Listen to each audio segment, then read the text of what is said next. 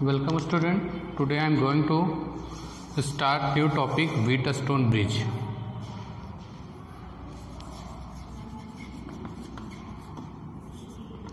Wheatstone Bridge.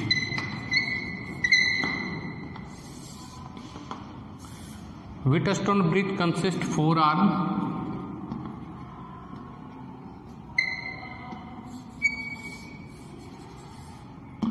Across which there are 4 resistance R1, R2, R3 and R4. This is A, B, C, D, and across AC we joined a battery of voltage V, and across BD we join a galvanometer G. Is that clear? तो Wheatstone एक device होता है, Wheatstone bridge, जिससे हम किसी भी unknown resistance को find out करते हैं, जिसमें 3 हमको पता होगा, चौथे को हम निकाल सकते हैं। लेकिन कंडीशन ये होना चाहिए कि व्हीटस्टोन ब्रिज बैलेंस कंडीशन में होना चाहिए। बैलेंस कंडीशन का मतलब when the potential difference of point B and potential difference of point D is equal, that means जब पोटेंशियल डिफरेंस सेम होगा, that means there is no current flowing across the galvanometer, that means galvanometer gives zero deflection. In this case we can say that Wheatstone bridge is in balance condition. तो balance condition के लिए हम निकालेंगे यहाँ पे Wheatstone bridge से। मान लो ये करंट आपका आई फ्लो हो रहा है, जितना पॉजिटिव से निकलता है उतना ही नेगेटिव पे क्या होता है, टर्मिनेट होता है। जैसे आई यहाँ पे जाएगा, यहाँ पे 2 करंट में ब्रेक हो जाएगा, यहाँ पे I1 जाएगा, यहाँ पे क्या जाएगा बेटा I2। लेकिन हमने पहले ही बताया कि बैलेंस कंडीशन में क्या होता है, बी और डी क्या होता है, सेम पोटेंशियल होता है, तो करंट इस ब्रांच में तो जानी है नहीं, तो पूरा I1 इधर चला जाएगा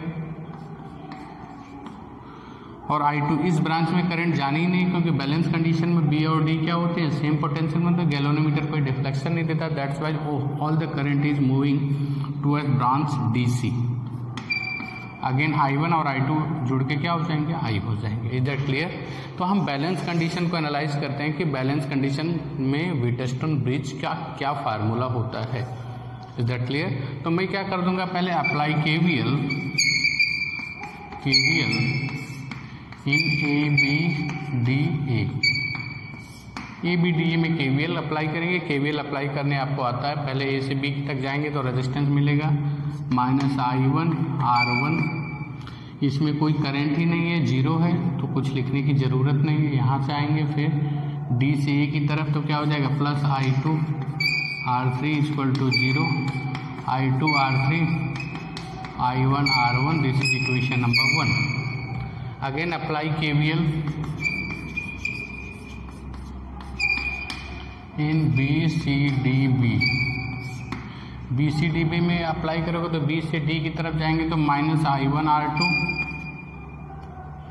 अब चूंकि इधर से इधर आएंगे तो क्या होगा, करंट का अपोजिट डायरेक्शन में +I2 R3 R4 है, सॉरी ये R3 है, ये R4, +I2 R4 = 0, that means I2 R4 = I1 R2, this is equation number 2। 1 को 2 से डिवाइड कर दो, तो डिवाइड कर दोगे तो लेफ्ट में डिवाइड होगा, तो क्या हो जाएगा I2 R3 अपान I2 R4 = राइट में डिवाइड होगा I1 R1 अपान I1 R2, I1 cancel, I2 तो क्या हो जाएगा R3 upon R4 = R1 upon R2। This is the condition of Wheatstone bridge in which it is balanced, that means there is no current flowing across the galvanometer।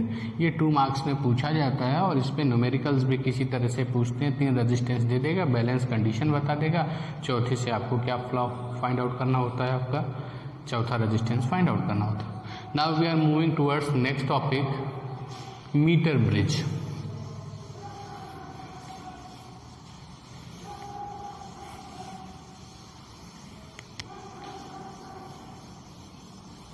Meter bridge is also just like the Wheatstone bridge.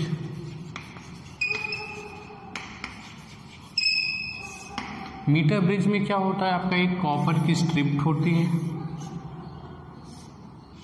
जिसमें 2 gap होते हैं। ये actual में practical का part था, लेकिन अभी lockdown की वजह से प्रैक्टिकल तो हो नहीं पाएंगे। ओके, एक गैप में हमने एक रेजिस्टेंस रख दिया जिसका नाम था R, दूसरे गैप में रख दिया जिसका रेजिस्टेंस था S। मीटर ब्रिज इसका नाम इसलिए पड़ा क्योंकि इसमें जो वायर होता है यूनिफॉर्म क्रॉस सेक्शन का, यहाँ से यहाँ तक उसकी लेंथ कितनी होती है, 1 मीटर होती है, जिसकी मोटाई क्या होती है, एक समान होती है, 100 सेंटीमीटर का होता है, और इसके नीचे स्केल होता है, आप मेजर कर सकते हो कि कहाँ पे। और जो दोनों गैप के मिड पॉइंट से एक वायर लेते हैं जिसको गैल्वेनोमीटर के थ्रू एक जॉकी से इस वायर पे धीरे धीरे धीरे धीरे लेफ्ट से राइट की तरफ क्या करते हैं, मूव कराते हैं। Is that clear?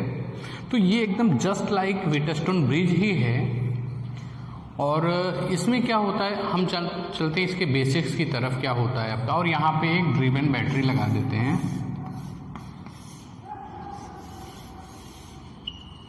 Okay, battery को की से जोड़ देते हैं। की को जब ऑन करेंगे तो जाहिर सी बात है करंट फ्लो होगी, गैल्वेनोमीटर भी डिफ्लेक्शन देगा।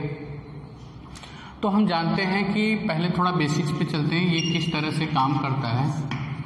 हम जानते हैं R is directly proportional to L, R is inversely proportional to 1/A।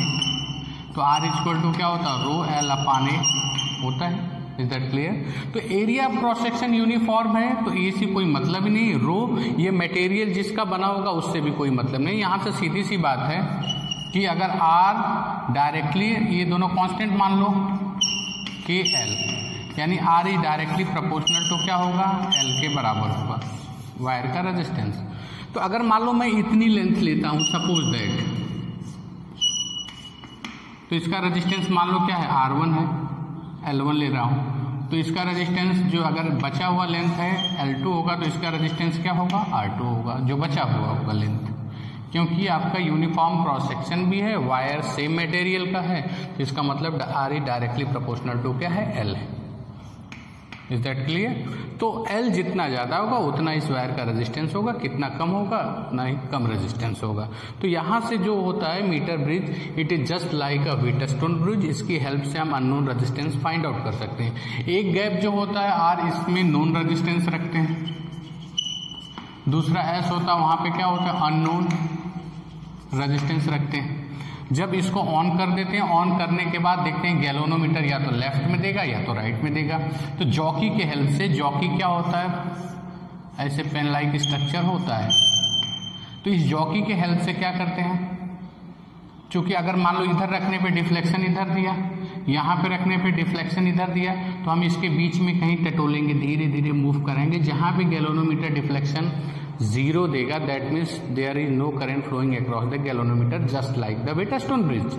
तो वो हम नोट कर लेंगे। सपोज इस पॉइंट पे मान लीजिए कि इस पॉइंट C पे, ये मान लो A है और ये B है पॉइंट, C पॉइंट पे गैल्वेनोमीटर ने दे दिया 0 डिफ्लेक्शन, मान लो वो लेंथ मान लो L1 है, तो बची हुई लेंथ क्या हो जाएगी, L2। L2 मीन्स क्या लिख सकते हैं बेटा, 100 माइनस L1 लिख सकते हैं।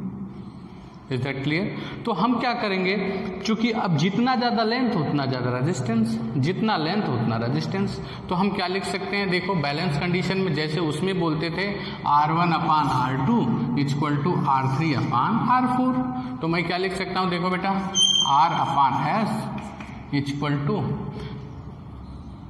ये हो जाएगा R1/R2, मान लो, मतलब ये मान लो R3 है, सपोज ये R4 है, R1/R2 इक्वल टू R3/R4। लेकिन R3 की वैल्यू जो है आपकी, मैंने अभी अभी बोला है कि डायरेक्टली प्रोपोर्शनल टू क्या है, लेंथ है। तो लेंथ, इसको लेंथ के टर्म्स में लिख देते हैं, देखो R/S equal to K L1/K 100 minus L1, L2 की वैल्यू, चूंकि ये L1 है तो ये L2 100 माइनस L1, तो मैं क्या लिख सकता हूँ, K कैंसिल हो जाएगा, R/S equal to L1/100 minus L1। Direct फार्मूले पे क्वेश्चन आता है। This is all about meter bridge. Is that clear? अब चलते हैं नेक्स्ट टॉपिक की तरफ, पोटेंशियोमीटर की तरफ। देखो पोटेंशियोमीटर क्या होता है आपका, पोटेंशियोमीटर की तरफ चलते हैं। इंट्रोडक्शन कराएंगे पोटेंशियोमीटर का, नेक्स्ट में हम कंपैरिजन ऑफ सेल कराएंगे और इंटरनल रेजिस्टेंस कैसे फाइंड आउट करते हैं वो सारी चीजें। थोड़ा बेसिक्स पे चलते हैं पोटेंशियोमीटर के।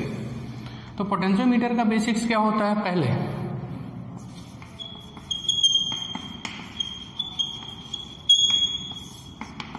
It is a device which used to measure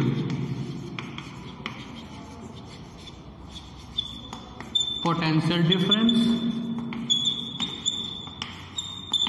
okay, आप कहोगे सर तो वोल्टमीटर भी तो पोटेंशियल डिफरेंस मेजर करता है, बहुत अच्छी बात है। ये करता है बहुत एक्यूरेट, ओके, ये एकदम प्रिसाइज देता है, एक्यूरेट वैल्यू देता है। It is more accurate then the voltameter. लेकिन अब फिर आपका क्वेश्चन ये राइज होगा, सर तो वोल्ट मीटर की जगह पोटेंशियल मीटर यूज कर रहे हैं। नहीं, ये पोर्टेबल नहीं है, कन्वीनियंट नहीं है, क्योंकि इसकी लेंथ बहुत ज़्यादा होती है। Is that clear? तो ये जो है कहीं पे हम इजीली फिट नहीं कर सकते, और वोल्टामीटर क्या होता है, छोटा सा होता है, कहीं पे भी फिट कर देते हैं। Is that clear? तो इसलिए वोल्टमीटर ज़्यादा यूजफुल होता है एज कम्पेयर टू पोटेंशियोमीटर। लेकिन जहां हमको एक्यूरेट वैल्यू निकालनी होती है वहां पर हम यूज करते हैं आपका पोटेंशियोमीटर। तो पोटेंशियोमीटर का जो प्रिंसिपल क्या होता है वो देखो,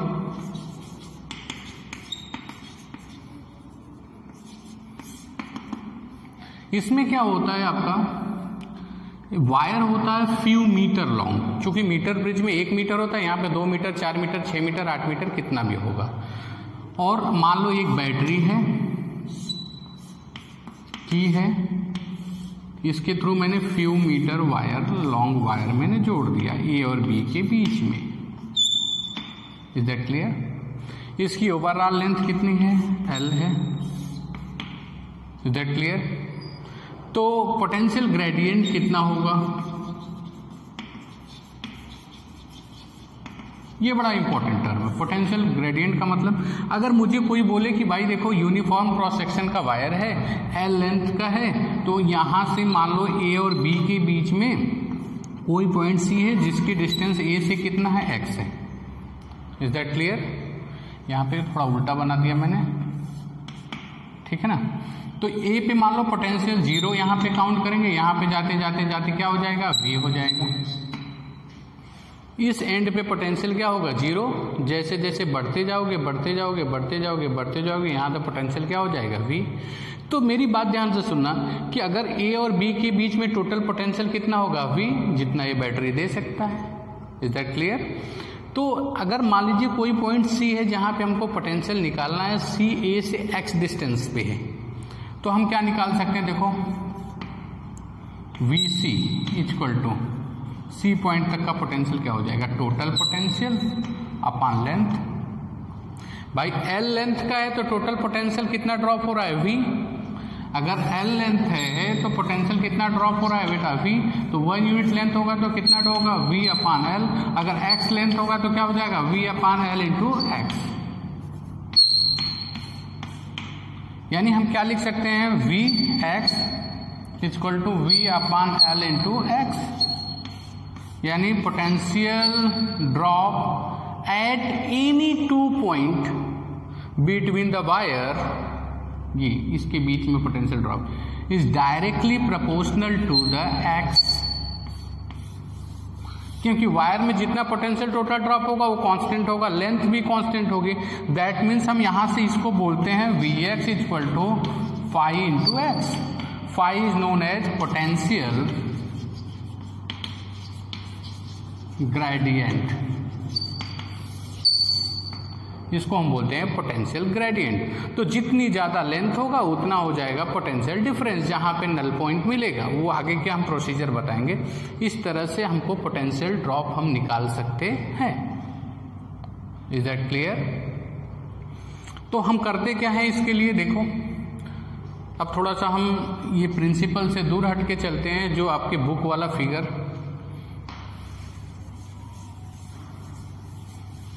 बुक से पहले थोड़ा सा और बताते हैं, इसको एलिब्रेट कर देते हैं, तब चीज़ें और ज़्यादा क्लियर होंगी। तो पोटेंशियोमीटर में करते क्या, ये आपका ड्रिवन सेल होता है, यहाँ पे की लगा देते हैं, ये आपका वायर है। तो मान लो पहले किसी भी सेल का ईएमएफ निकालते हैं फॉर एग्जाम्पल, तो कैसे निकालते हैं ईएमएफ, यहां से मान लो ये एंड पॉइंट है, ये सी है, बुक का भी बताएंगे फिगर। तो यहाँ पे एक गैल्वेनोमीटर लेते हैं, दूसरा एंड चौकी से इसमें टहलाते हैं, लेके जाते हैं लेफ्ट और राइट की तरफ। अगर लेफ्ट की तरफ लेके जाएंगे इस पॉइंट के, तो अगर इधर डिफ्लेक्शन देता है, इधर की तरफ देते हैं इधर डिफ्लेक्शन, तो इसी बीच में टटोलेंगे, कहीं पे जहाँ पे डिफ्लेक्शन 0 देगा वहाँ पे ले जाके रोक देंगे। ये डिस्टेंस मान लो कितनी है, x है, ये डिस्टेंस y है, हमको इस डिस्टेंस से कुछ लेने की जरूरत नहीं है। मान लो C पे हमको नल पॉइंट गैल्वेनोमीटर 0 डिफ्लेक्शन दिया, ओके। ये मान लो सेल, ओके, ये सेल है, ये मान लो हमको ये E1 है। तो 0 डिफ्लेक्शन जब देगा वो, इसका मतलब ये हो जाएगा इन दोनों, यानी इसके यहां से यहां तक कोई करंट फ्लो नहीं हो रही है, यानी इस A और C के बीच का जो पोटेंशियल क्या होगा, बिल्कुल सेम होगा, क्योंकि जब दो पॉइंट के बीच का पोटेंशियल सेम होता है तो वहां से करंट फ्लो नहीं होती। यानी अब चूंकि जो पोटेंशियल यहाँ पे होगा वही पोटेंशियल यहाँ पे भी होगा। Is that clear? जो पोटेंशियल ए और सी के अक्रॉस जो वाया गैल्वेनोमीटर है इस वायर में होगा, वही पोटेंशियल क्या होगा, यहाँ पे भी होगा। तो हम देख लेते हैं पोटेंशियल, क्योंकि इसमें करंट फ्लो ही नहीं हो रही है तो इसके इंटरनल रेजिस्टेंस गैल्वेनोमीटर के रेजिस्टेंस से कोई मतलब नहीं है। तो यहाँ का जो पोटेंशियल होगा वो पोटेंशियल क्या है, आपको E1 है मान लो, यही तो एक बैटरी लगाई है मैंने बेटा। और यहाँ पे पोटेंशियल अभी अभी मैंने बताया है V/L इंटू क्या हो जाएगा X, ये पोटेंशियल। वैसे भी आप जानते हो पैरेलल में वोल्टेज क्या होता है, बराबर होता है। तो V/L क्या है, पोटेंशियल ग्रेडियंट फाई x, यानी E1 is equal to directly proportional to x। Is that clear? Directly proportional to x। तो इस तरह से किसी भी बैटरी का EMF फाइंड आउट कर सकते, लेकिन दो चीजें इसमें ध्यान रखना पड़ेगा। पहला, जो बैटरी की पोलैरिटी होगी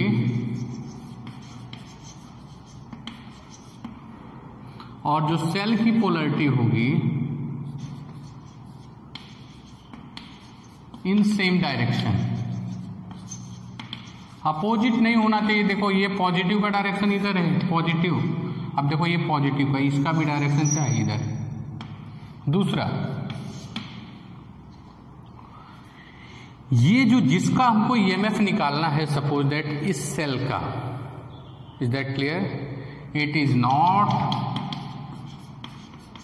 मोर देन बैटरी।